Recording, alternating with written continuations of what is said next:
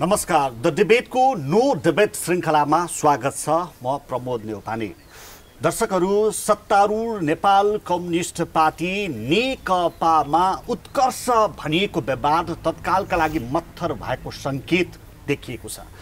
तर एउटा जीवन्त पार्टीमा वाद विवाद छलफलहरू हुनुलाई त्यो पार्टीको नेतृत्व सदस्य वा कार्यकर्ताले स्वाभाविक मान्ने प्रचलन भए पनि नेकपामा पछिल्लो समय देखिएको विवादलाई नेकपा सग्लै रहला या नरहला भन्ने हदसम्म चर्चा गरिएको थियो। तर तत्कालका लागि त्यो आशंका दूर भएको सोही दलका नेताहरूले बताएका छन्। अब नेकपामा यो विवाद कम भएको परिप्रेक्ष्यमा नेकपाभित्र अब के कसरी अगाडि बढ्छ, नेकपाको शक्ति सन्तुलन, त्यसै गरी अरू पावर सेयरिङ लगायतका कुराहरू कसरी अगाडि बढ्लान् भन्ने विषय चर्चा र चासोमा रहँदा यति बेला हामी नेकपाका महासचिव विष्णु पौडेलसँग छौँ। स्वागत छ यहाँलाई। धन्यवाद। खड्ग प्रसाद ओलीको खड्गो तत्कालका लागि टरेको हो जसरी चर्चा गरिएको थियो। मानिसहरूले के बुझिरहेका छन् भनेदेखि यो नेपाल कम्युनिस्ट पार्टीभित्र धेरै ठुलो अनिष्ट हुँदै थियो भन्ने बुझिरहेका छन्। त्यस प्रकारको प्रचार पनि गरियो। यथार्थमा त्यो भ्रम थियो। नेपाल कम्युनिस्ट पार्टी आफ्नो आन्तरिक जीवनमा देखिएका केही समस्याहरू त्यसलाई समाधान गर्ने ल्याकत राख्छ भनेर पूर्वानुमान गर्न कतिपयले सकेनन्, त्यो अलग चिज हो।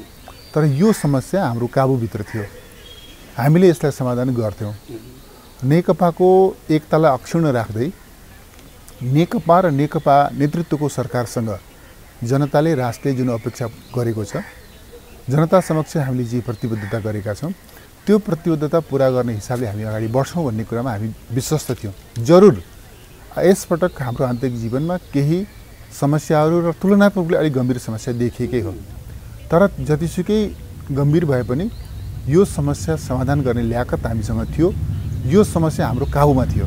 तर यो समस्या अहिले तत्काल टर्दाखेरि तपाईँहरूले त्यसो भन्नु स्वाभाविक होला। तर प्रधानमन्त्री, पार्टी अध्यक्ष समेतको राजीनामा माग्नु, हस्ताक्षरहरू सङ्कलन भएका खबरहरू सार्वजनिक हुनु, नोकझोक बढी हुनुले त तपाईँहरूले भन्ने एउटा सैद्धान्तिक कुरा एउटा चरणमा होला, तर त्यो त देखिएको थिएन। मैले चाहिँ सुन्दैछु कि नेपाल कम्युनिस्ट पार्टीमा विग्रहको अपेक्षा गर्नेहरूले यो हामीले पहिल्याएको समाधान, हामीले गरेको समाधानलाई तत्कालको रेस्क्युको रूपमा, तत्कालको समाधानको रूपमा चित्रण गरेका छन्। जसरी हिजोसम्म विभाजनको अपेक्षा गर्नेहरू हिजो साँझ आइपुग्दा निराश भएका छन्। यो तत्कालको सङ्कट समाधान भएको तत्कालको समाधान मात्रै हो। समग्रतामा नेकपाभित्र समस्या समाधान भएको छैन भनेर फेरि पनि विग्रहको खोजी गर्न हिँड्नेहरू किस्त किस्तमा निराश हुँदै जानेछन्, किस्त किस्तमा परास्त हुँदै जानेछन्। त्यस कारणले मैले यसलाई तत्कालको सङ्कट टरेको अर्थमा होइन। मैले अघि पनि भनिसकेँ, हाम्रो आन्तरिक जीवनमा देखा परेका वा देखा पर्ने कुनै पनि प्रकारका समस्यालाई समाधान गर्ने त्यो ल्याकत राख्दछौँ। समस्याहरू हाम्रो काबुमा हुन्छन् र तिनीहरूलाई समाधान गर्दै हामी अगाडि बढ्छौँ भन्ने कुरा म तपाईँसँग स्पष्ट गर्न चाहन्छु। अब हुन त तपाईँहरूको सचिवालय बैठकका रिपोर्टिङहरू नेताहरूले गर्नुहुन्छ सञ्चार माध्यमलाई। आफ्नो ढङ्गले रिपोर्टिङ गर्दा त्यसका तरङ्गहरू आफ्नो ढङ्गले उठ्छन्। विशेष त हिजोको सचिवालय बैठकको सुरुवात कसरी भयो अलिकति यो बैठकको सबै दृश्य वर्णन गर्नेतिर अहिले नलागौँ, तर पनि त्यसले निकालेको निष्कर्ष चाहिँ तपाईँहरूले पाइदिइसक्नु भएको छ, हेरिसक्नु भएको छ। मुख्य कुरो बैठकले निकालेको निष्कर्ष हो। बैठकले निकालेको निष्कर्ष हो। यो बैठकले केही महत्त्वपूर्ण सन्देशहरू सम्प्रेषण गरेको छ। पहिलो कुरो, नेपाल कम्युनिस्ट पार्टीभित्र विभाजनको अपेक्षा गर्नेहरू निराश भएका छन्। यसमा बिखरावको अपेक्षा गर्नेहरू हतप्रभ भएका छन्। सकिँदो रहेनछ यो नेपाल कम्युनिस्ट पार्टीलाई विग्रहको डिलतिर डोराउन सकिँदो रहेनछ भन्ने उनीहरूलाई लागिरहेको छ। यसको अर्थ म अलिकति रोकेँ। यति ठुलो विग्रह ल्याउने चलखेल भइरहेको थियो नेकपा भन्दा बाहिरबाट म तपाईँलाई राख्दैछु। त्यस कारणले जनपङ्क्ति, कार्यकर्ता पङ्क्ति र एक अर्थमा नेताहरूको पनि पङ्क्तिमा एउटा चिन्ता थियो। हामी यो समस्यालाई व्यवस्थापन गर्न सक्छौँ कि सक्दैनौँ भन्ने चिन्ता थियो। कतै हामी दुर्घटनामा पुग्छौँ कि भन्ने चिन्ता पनि थियो।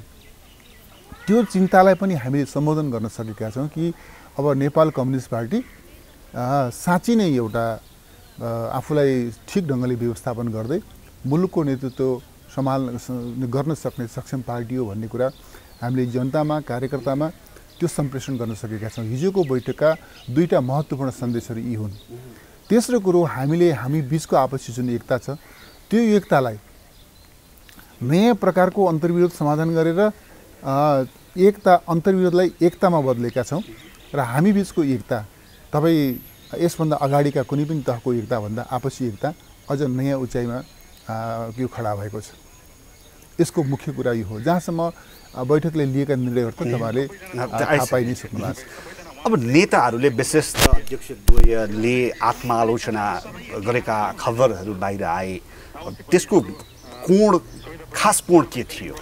खास गरिकन यात्रामा, जीवनको यात्रामा, राजनीतिक यात्रामा कमी त्रुटिहरू भएका हुन सक्दछन्। त्यसका प्रति हामी सबैले म स्पष्ट गर्न चाहन्छु, हिजो कुनै अमुक नेताले आत्मालोचना गर्नुभएको भन्ने हिसाबले पनि कतिपय प्रधानमन्त्रीलाई जोडेर बढी त्यो होइन। हिजो कुनै अमुक नेताले आत्मालोचना गर्नुभएको भन्ने होइन। हामी सबैले नै के महसुस गरेका छौँ भने हाम्रो यात्रामा, राजनीतिक यात्रामा, व्यवहारमा कहीँ न कहीँ कमी त्रुटिहरू रहेका हुन सक्दछन्। हामी सबैले आफ्नो पार्टबाट भएका कमजोरीहरूलाई रियलाइज गर्दै हामीले आफूलाई अझ परिष्कृत गर्दै अगाडि बढ्नुपर्छ भन्ने निष्कर्षमा पार्टी पुगेको हो, सचिवालय पुगेको हो। कुनै अमुक नेताले आत्मालोचना गर्नुभएको भन्ने अर्थमा गरिएको चर्चामा त्यति धेरै सच्चाइ छैन। यसको अर्थ सचिवालयका 9 सदस्यहरूले आफ्नो ठाउँबाट आत्मालोचना गर्नुभयो। हामी के निष्कर्षमा छौँ भने समग्रतामा समीक्षा गर्ने, मूल्याङ्कन गर्ने क्रममा कहाँ कसबाट के कस्ता कमीहरू रहे, व्यक्तिगत रूपमा व्यक्तिगत ढङ्गले भएका कमीहरूलाई पनि रियलाइज गरेर अगाडि बढ्न, संस्थागत रूपमा भएका कमीहरू छन् भने त्यसलाई पनि पहिचान गर्न र समाधान गरेर अगाडि बढ्न, रियलाइज गरेर अगाडि बढ्नका लागि हामी सङ्कल्पबद्ध छौँ। हिजोको बैठकको एउटा सन्देश निष्कर्षतिर अब प्रधानमन्त्रीको उहाँसँग जोडिएका विषयहरू पनि धेरै थिए भनिन्थ्यो, कति थिएनन्। प्रधानमन्त्रीले के भनेर आत्मालोचना गर्नुभयो? ठ्याक्कै सरकार सञ्चालनको, पार्टी सञ्चालनको नेतृत्व पनि उहाँ दुवै नेतृत्व हुँदाखेरि अलिक बढी उहाँसँग गुनासाहरू स्वाभाविक रूपमा आएका कुराहरू थिए। अनि यहाँ चाहिँ मैले अघि नै भनिसकेँ, यहाँ प्रधानमन्त्रीले आत्मालोचना गर्नुभएको, अर्को अध्यक्ष प्रचण्डले आत्मालोचना गर्नुभएको अथवा अमुक नेताले आत्मालोचना गर्नुभएको होइन। म दोहोऱ्याएर भनौँ, वास्तविकता त्यस्तो होइन। वास्तविकता के हो भने हामी यो अन्तर्विरोधको यो एक ढङ्गले भन्दा यो परिस्थितिमा कसरी आइपुग्यौँ त? कसरी हामी यो परिस्थितिमा आइपुग्यौँ भन्दा काहीँ न काहीँ त्रुटिहरू रहेका छन्। परस्परको सम्बन्धमा होला वा चाहिँ विभिन्न सन्दर्भमा, निर्णयमा होला, कार्यान्वयनमा होला, एकले अर्कालाई बुझ्ने सन्दर्भमा होला, काहीँ न काहीँ कमीहरू रहेका छन्, काहीँ न काहीँ त्रुटिहरू रहेका छन्। हामी सबै हाम्रो विगतलाई, विशेष गरी निकट विगतलाई समीक्षा गरौँ, कहाँ के कस्ता कमी त्रुटिहरू रहेका छन्, त्यसलाई सूत्रबद्ध गरौँ, त्यसले के शिक्षा दिएको छ, के अनुभव दिएको छ, त्यो अनुभव र शिक्षाबाट शिक्षा ग्रहण गरेर आउने दिनका हाम्रा काम कारबाहीहरूलाई अझ प्रभावकारी बनाएर जाउँ। बैठक यो निष्कर्षमा पुगेको हो, कुनै एउटा नेता विशेषले, सम्माननीय प्रधानमन्त्रीजीले अथवा अध्यक्ष प्रचण्डले वा अरू कसैले चाहिँ व्यक्तिगत रूपमा आत्मालोचना गर्नुभएको भन्ने अर्थमा जुन चर्चा गरिएको छ यो सच्चाइ होइन। अब स्थायी कमिटीको बैठक बस्दैछ, त्यस अगाडि सचिवालयले त्यसको एजेन्डा तय गर्ला, त्यसको प्रक्रिया पनि त्यही छ। अब स्थायी कमिटीमा अहिलेसम्म भएका, हिजो सचिवालय आइपुग्दा त्यसले निष्कर्ष दिँदासम्मका विषयहरू प्रवेश गर्छन् या गर्दैन? म यहाँलाई बताउन चाहन्छु कि स्थायी कमिटीको बैठकको मिति हामीले तय गरेका छौँ 25 गतेका लागि। त्योभन्दा अगाडि स्थायी कमिटीको बैठकमा प्रस्तुत गरिने कार्यसूची र प्रस्तावहरू उपर छलफल गर्नका लागि हामीले 23 गते सचिवालयको बैठक राखेका छौँ। त्यो स्थायी कमिटी समक्ष प्रस्तुत गर्ने कार्यसूची र प्रस्ताव तयार गर्नका लागि सचिवालयले अध्यक्ष प्रचण्ड र मलाई जिम्मा दिएको छ। हामी त्यो प्रस्ताव तयार गर्छौँ। अध्यक्ष प्रचण्ड र म भएर त्यो प्रस्ताव तयार गर्छौँ। हामीले सचिवालयमा प्रस्तुत गर्छौँ। सचिवालयले त्यसमा छलफल गर्छ र त्यसलाई चाहिँ प्रस्तावको रूपमा त्यसलाई चाहिँ पारित गर्छ र हामी त्यो प्रस्ताव लिएर कार्यसूची र प्रस्तावहरू लिएर स्थायी कमिटीको बैठकमा जान्छौँ। मलाई के लाग्दछ भनेदेखि स्थायी कमिटीको यो बैठक असाधारण र अभूतपूर्व एकताको बैठक हुनेछ। कसैका प्रति लक्षित भएर यो बैठक सञ्चालन पनि हुने छैन, अगाडि बढ्ने पनि छैन। जरुर स्थायी कमिटीका सम्मानित सदस्य कमरेडहरूले आफूलाई लागेका विचारहरू व्यक्त गर्न सक्नुहुन्छ, प्रस्तुत प्रस्तावहरू उप छलफल गर्न सक्नुहुन्छ। त्यसलाई हामी एउटा अत्यन्त जीवन्त र उन्नत स्तरको लोकतान्त्रिक अभ्यासमा हुर्किएका हामी हौँ, पार्टी हौँ। त्यस हिसाबले छलफलको एउटा परिस्थिति हामी निर्माण गर्छौँ। तर व्यक्ति केन्द्रित अथवा कुनै आग्रहमा, कुनै पूर्वाग्रहमा आधारित भएर व्यक्ति केन्द्रित विरोध वा आलोचनातर्फ यो बैठक अभिमुख होला कि भनेर तपाईँहरूले चिन्ता नगरे पनि हुन्छ। तपाईँ मार्फत भन्न चाहन्छु, नेकपाका कुनै नेता, कार्यकर्ता र सदस्यहरूले पनि यस प्रकारको चिन्ता गर्नुपर्ने आवश्यकता छैन। यसको अर्थ सचिवालयमा जसरी छलफल भयो, प्रधानमन्त्रीको, पार्टी अध्यक्षको, अर्का अध्यक्षको, अरू सबै सचिवालय सदस्यहरूका विषयमा जसरी छलफल भयो त्यसै गरी स्थायी कमिटीमा छलफल हुने सम्भावना चाहिँ कम छ। छलफल त मजाले हुनसक्छ, तर म तपाईँलाई के बताउँ भनेदेखि हामीले स्थायी कमिटी समक्ष प्रस्ताव लाँदा सहमतिको प्रस्ताव लिएर जान्छौँ। जुन सचिवालयले निष्कर्ष निकाले निर्णय गर्यो। मेरो अटल विश्वास के छ भनेदेखि सचिवालय अब स्थायी कमिटीमा प्रवेश गर्दा सहमतिको कार्यसूची र सहमतिको प्रस्ताव लिएर प्रवेश गर्छ।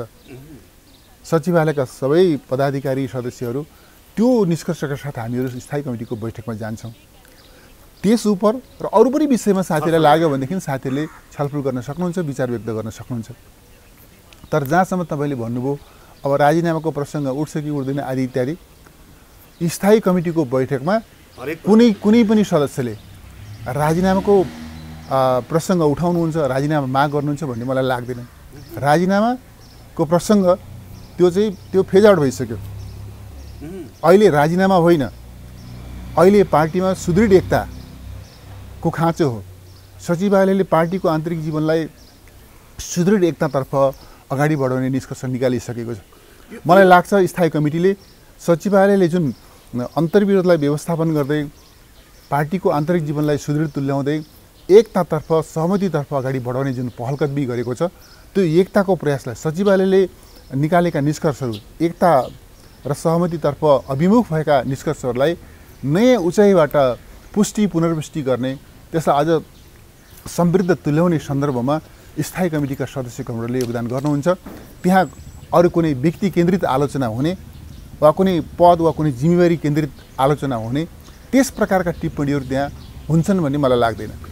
प्रधानमन्त्रीको राजीनामाको मुद्दा फेज आउट भयो भन्नुभयो, कहिलेसम्मका लागि? अब बाँकी कार्यकाल पुरैसम्मका लागि अथवा यो प्रतिनिधि सभाको कार्यकाल जहिलेसम्म छ तबसम्मका लागि मुलुकको प्रधानमन्त्री केपी शर्मा ओली हुनुहुन्छ। यो हिजो तपाईँहरूले गरेको सहमति अथवा निष्कर्ष जेसुकै भन्नु, सहमति हो, निष्कर्ष हो, निर्णय हो, हाम्रो ठम्मै हो, हाम्रो आत्मविश्वास हो। अब उठ्दैन भन्नेमा पार्टी महासचिवका रूपमा तपाईँ ढुक्कै हुनुहुन्छ भने त्यो त के छ भने यसपटक जुन अलिअलि छिटफुट जुन प्रकारका चर्चाहरू भए त्यो चर्चा पनि कुनै साँच्चै नै त्यो निष्कर्षमा पुग्न सकिन्छ, पुर्याउनु पर्छ भनेर ल्याइएको भन्ने मलाई लाग्दैन। के का लागि ल्याइएको थियो त? अब छलफल अरू चाहिँ के भनेदेखि होस् भन्ने पनि होला, तर मलाई के लाग्छ भनेदेखि अघि मैले भनिसकेँ, अब यी प्रसङ्गहरू असान्दर्भिक भइसके। हामी हाम्रो आन्तरिक जीवनलाई धेरै व्यवस्थित प्रभावकारी ढङ्गले व्यवस्थित गर्छौँ र यो कार्यकाल प्रतिनिधि सभाको यो कार्यकालको नेतृत्व प्रधानमन्त्री केपी शर्मा ओलीले गर्नुहुन्छ। अब माधव नेपाललाई तेस्रो अध्यक्ष भन्ने कुराको च्याप्टर पनि क्लोज भयो होइन हिजो प्रवक्ताले त्यही अनुसार ब्रिफ गर्नुभएको थियो क्लोजै भयो क्लोज किन भयो भनेदेखि कमरेड माधव नेपालले यो 3टा अध्यक्षको व्यवस्था गर्नु चाहिँ उचित हुँदैन यसले राम्रो सन्देश पनि जाँदैन म कुनै पदका निम्ति पदलोलुप भएर सोच्ने त्यस्तो व्यक्ति पनि होइन चाहेको पार्टीमा चाहिँ एकता सहमति हो एकता र सहमतिका लागि अगाडि बढिरहेको यो अवस्थामा यस ढङ्गले चाहिँ सोच्न आवश्यक छैन तेस्रो अध्यक्ष कमरेड केपी शर्मा ओलीले राख्नुभयो प्रधानमन्त्रीले राख्नुभयो त्यो प्रस्तावलाई माधव कमरेडले आउनु न हार्दिकतापूर्वक यो नगरौँ भनेर उहाँले राख्नुभयो र त्यसपछि बैठकले पनि त्यसलाई ठिक छ भनेर स्वीकार गरे अब हुन त माधव नेपालकै हवाला दिएर आएका समाचारहरू छन् होइन दुई समूहको चोचो मोचो मिल्दैमा सबै मिल्यो भनेर भन्न सकिँदैन अहिलेलाई मिल्यो पार्टी एकता पक्षमा मनी छु ठिकै भयो तर तपाईँहरू मिलेर मात्रै हुन्छ भन्नु भयो अरे हो माधव कमरेडले प्राय बैठकमा उठाइरहनु हुने विषय के छ भने बैठक हामीले चाहिँ संस्थागत अभ्यासलाई प्रभावकारी बनाएर लिएर जाउँ पद्धति प्रणालीलाई स्थापित गरेर जाउँ समस्याहरूको समाधान गर्नका लागि पद्धतिमा प्रणालीमा उभिएर अगाडि बढौँ भन्ने कुरामा उहाँले जोड दिने गर्नुभएको छ त्यसकारणले समस्याहरू आए भनेदेखि संस्थागत ढङ्गले निर्णय गर्ने त्यो अभ्यासमा उहाँले जोड दिनुभएको हो तपाईँले भन्नुभएका जस्ता पदावलीहरू उहाँले बैठकमा प्रयोग गर्नुभएको होइन उहाँलाई हवाला दिएर आएका कुराहरूमा सत्यता अब त्यो चाहिँ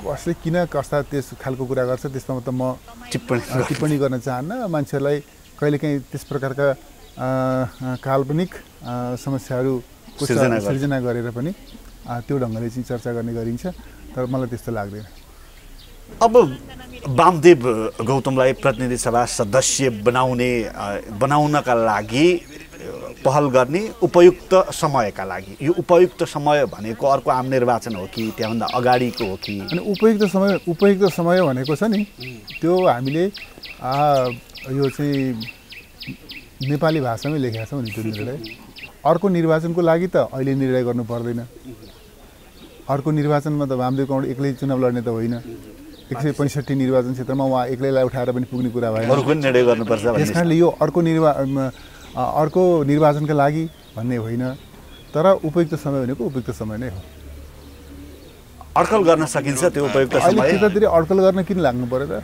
चर्चा त सुरु भइसक्यो यसमा कति सत्यता छ छैन तपाईँकै नाम जोडेर पनि चर्चा गरिएको छ कि पाल्पा 1 दलबहादुर राणालाई राजीनामा गराउन तपाईँले नै होइन आश्वस्त गराएर उहाँलाई चाहिँ खाली गराएर पाल्पा 1 मा वामदेव गौतमलाई चुनाव लडाएर जिताएर ल्याउने भन्ने सहमति पनि भइसकेको छ भनेर तपाईँलाई हवाला दिएर न्युजहरू आएका म पत्रकार साथीहरूलाई के आग्रह गर्न चाहन्छु भने अब यस प्रकारका टिप्पणीहरूमा कतिको सच्चाइ होला भनेर खोजिदिनुहोस् न अब कोलाई के मन लाग्छ कसले के लेख्छ कसले के समाचार सम्प्रेषण गर्छ तर अब हावै नचले पात हल्लियो होला त अब हावा र पातको मैले यसमा हावा र पात दुइटै त्यसको अनुभूति गरेको छैन हावा चलेको पनि थाहा पाएको छैन पात हल्लेको पनि देखाएको छैन त्यो किन पात हल्लाउने कोसिस भयो त्यो मलाई थाहा छैन ल उपयुक्त समय त छोडिदिउँ कसरी ल्याउने त वामदेव कमरेडलाई प्रतिनिधि सभामा त्यतातिर किन धेरै जाने अहिले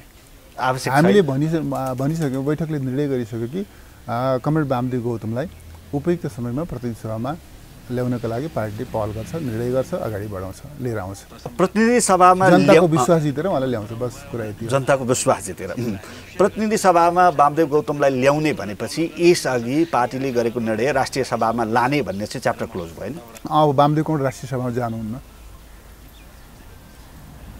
सजिलो अब राष्ट्रिय सभाका लागि पार्टीले अर्को निर्णय गर्छ कि प्रधानमन्त्रीले स्वविवेकले अनि त्यो चाहिँ स्वाभाविक रूपमा यो मन्त्री परिषदले सिफारिस गर्ने र सम्माननीय राष्ट्रपतिबाट मनोनित हुने पद हो यो सम्माननीय प्रधानमन्त्रीले आवश्यक परामर्श गर्नुहोला आवश्यक ठानेका साथीहरूसँग नेताहरूसँग परामर्श गर्नुहोला आवश्यक परामर्श पश्चात एउटा चाहिँ निर्णय गर्नुहोला सिफारिस गर्नुहोला त्यो उहाँको विषय भयो जस्तै यो तत्कालको समस्या समाधानका लागि पावर सेयरिङ लगायतका कुराहरूमा सहमति भएका छन् भनेर जसरी टिप्पणी गरिएको छ। मन्त्री परिषद पुनर्गठन हुन सक्छ, मुख्यमन्त्रीहरू परिवर्तन हुन सक्छन्, सचिवालयको सङ्ख्या थपिन सक्छ भनेर यो अमूर्त रूपमा टिप्पणी हुन त तपाईँहरूले कतिको छलफल गर्नुभयो थाहा छैन। यस्ता कुराहरू आए। तपाईँले भन्नुभएका कुनै पनि विषयमा हामी सचिवालयको बैठकमा पनि छलफलमा थिएनौँ। त्यसभन्दा बाहिर अघिपछि भएका छलफलहरू, औपचारिक अनौपचारिक छलफलहरूमा पनि हामी त्यहाँ थिएनौँ। यी सबै अनुमानका कुराहरू हुन्। अनुमान पनि। र म के भन्न चाहन्छु भनेदेखि अब यो यस प्रकारको अनुमानको जवाब दिँदा चाहिँ हामीलाई बेला बेला हैरान पनि हुने गरे। आज यी विषयमा तपाईँहरू प्रवेश गरेनौँ। पावर सेयरिङ भने यो पावर सेयरिङ भने के हो पावर, के हो सेयरिङ, कसले गर्छ? एउटै पार्टीभित्र फेरि पावर सेयरिङ। पार्टी त विधिमा चल्छ, पार्टी त पद्धतिमा चल्छ, प्रणालीमा चल्छ। पार्टीका सबै नेताहरू, कार्यकर्ताहरू, सदस्यहरू ले आफ्नो योग्यता क्षमता अनुसार पार्टीको झन्डा बोकेर जिम्मेवारी सम्पादन गर्न अगाडि बढ्ने हामी परिस्थिति निर्माण गर्छौँ। यहाँ पावर सेयरिङको के प्रसङ्ग छ? तर किन चर्चा हुन्छ? चर्चा मान्छेलाई रमाइलो लाग्दो हो त्यस्तो चर्चा गर्दा। तपाईहरु भित्रै चर्चा भएर बाहिर चर्चा भयो कि बाहिर चर्चाको प्रभाव तपाईहरुलाई परेको हो कि? मैले भनिसकेँ हामी भित्र त्यस्तो प्रकारको चर्चा छैन। अलिकति अब हुन त तपाई मैले सुरुवातमा नि भनेको थिएँ जीवन्त पार्टीमा छलफल बहस सबैहरू हुन्छन् हैन, तर जहिले पनि तपाईहरुलाई गुटमा राखेर फलानुको कित्ता काट, यो यतापट्टि लाग्यो रे, यता बहुमत पुग्यो रे, यहाँ यसो भरे भनेर भनिन्छ। वास्तविकता त्यही हो त? यो चाहिँ मानिसहरूलाई प्राय म के देख्छु भनेदेखि कतिपयलाई यस्ता चाहिँ भनौँ न कथामा रमाउन चाहिँ त्यो रमाउने मन हुँदो रहेछ जस्तो लाग्छ कथा। तर यसो हेर्दा बाहिरबाट हेर्दा पनि त्यही देखिन्छ। हामी चाहिँ के छ भने अलग अलग पार्टी थियौँ, पार्टी एकता गऱ्यौँ। हामी पार्टी त भत्काएर हिँडेका हौँ। हाम्रो भित्र गुटले कुनै सङ्गठित अस्तित्व राख्न सक्छ? गुट जन्मिन खोज्यो भने, गुट हुर्किन खोज्यो भने, गुट फैलिन खोज्यो भनेदेखि हामी त्यसको शिरमा टिक्छौँ र गुटलाई त उठ्न नसक्ने गरी। यसको अर्थ अहिले नेकपा भित्र कुनै गुट छैन? छैन, गुट छैन भन्नलाई मात्रै हो कि साँच्चै नै छैन? गुट थियो भनेदेखि त तपाईँले हिजो त्यस प्रकारको समाधान देख्नुहुन्थेन नि त। एउटा गुट बलियो हुँदा त्यो समाधान आयो पनि भनिन्छ। त्यसो होइन।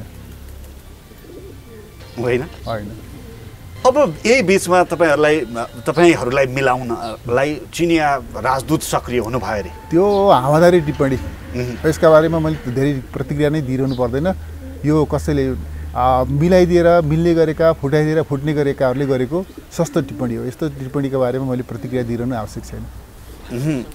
अब नेकपा भित्रको आन्तरिक राजनीतिमा राष्ट्रपतिलाई पनि जोडेर पटक पटक हेर्ने गरिन्छ हैन। टिप्पणी नेताहरूले गर्नुभएको छ, राष्ट्रपतिले मिलाइदिने गरिदिने गर्नुभएको छ। हिजो पनि प्रधानमन्त्री हुन त आफ्नो कामले सरकारको के ब्रिफिङ गरेर जानुभयो होला, तर टिप्पणी त्यो रूपमा पनि भयो। सम्मान्य राष्ट्रपतिज्यूलाई जसरी विवादमा तान्ने कोसिस गरिएको छ, यसबाट केही झर्छ कि भन्ने लागेको छ होला।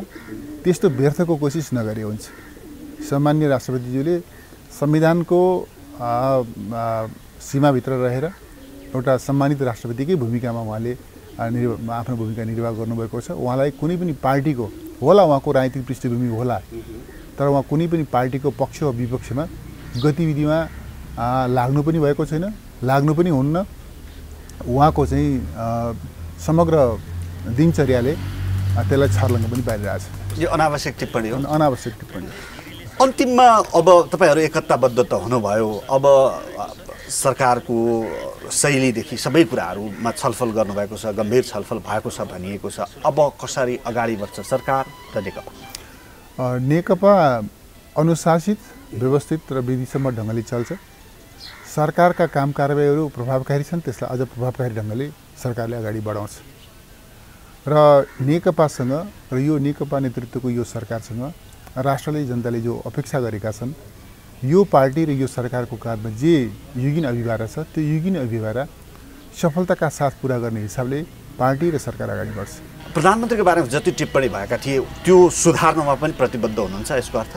अनि यहाँ चाहिँ मैले अघि नै भनिसकेँ, कुनै प्रधानमन्त्रीले सुधार्ने वा अमुक नेताले सुधार्ने भन्ने विषय होइन। हामी हाम्रो यात्राको समीक्षा गर्छौँ, त्यसका अनुभवहरूलाई सूत्रबद्ध गर्छौँ र हामी अगाडि बढ्छौँ। कुनै व्यक्तिले सुध्रिने भन्ने प्रश्न चाहिँ कुनै व्यक्तिका विरुद्ध लक्षित र व्यक्तिले सुध्रिएपछि हुने भन्ने प्रश्न छैन। हामी सिङ्गो पार्टी सुध्रिने सिङ्गो पार्टीलाई जे जस्ता जनस्तरबाट जे जस्ता आलोचनाहरू आए, पार्टी पङ्क्तिभित्रबाट जे जस्ता आलोचनाहरू आए, ती आलोचनाहरू हामीले ध्यानपूर्वक सुनेका छौँ र हामीले हाम्रो यात्राको समग्र समीक्षा पनि गर्छौँ। त्यसले दिएका अनुभवहरूको आधारमा हामी नयाँ ढङ्गले अगाडि बढ्छौँ। हस्, यो समय र संवादका लागि यहाँलाई धेरै धेरै धन्यवाद। धेरै धेरै धन्यवाद मेरो तर्फबाट पनि।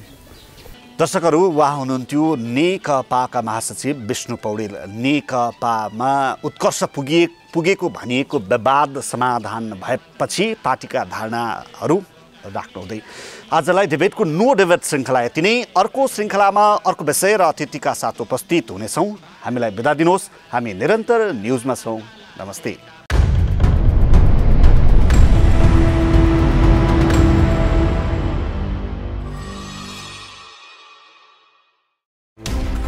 कोरोनाले सिर्जना गरेको सङ्कटमा पल पलका न्युज अपडेट र हर क्षेत्रको कभरेजका लागि न्युज 24 नेपाल युट्युब च्यानललाई सब्स्क्राइब गर्नुहोला।